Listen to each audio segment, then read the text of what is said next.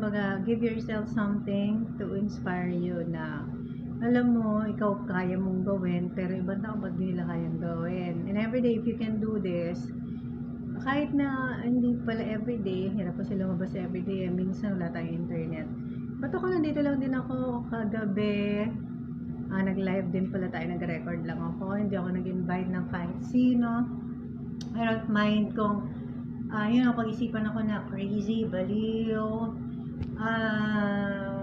mangyayari kasi niyan, accepted naman na kumbaga, of course dapat hindi talaga isipin totoo yun, kung ano yung acceptable or kung ano na yung nina-normalize nila, diba?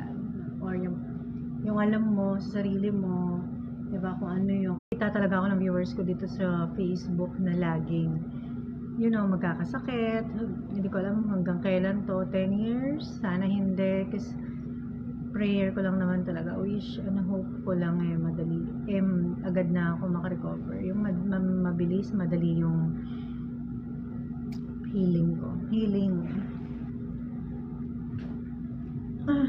Okay, anyway. Makinig muna tayo sa mga balita. Anyway, nandito naman ako sa Facebook. So, hindi ko kasama yung mga anak ko. Wala ako sa family. Wala ko ibang mapakinggan. So, ito muna ang pakinggan ko. Kung may isinasama. Yung ibang narinig ko dito, medyo narinig ko na sa iba. Pero, kung may ma-replay siya, replay ko na lang. Wala siya sa Pilipinas. Achievements na to Mila, but syempre iba pag tumawag ka. A good friend of ours, Francis Chua, basically has a problem in Istanbul, in Turkey, so he went to court.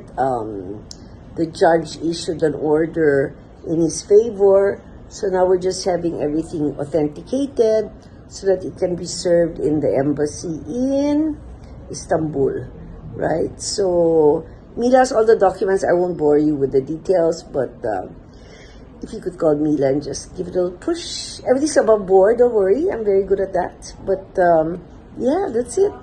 So I hope to see you soon. Grabe Bacolod. All we did here was eat and eat. Okay, dear. I'll talk to you soon. Thank you so much.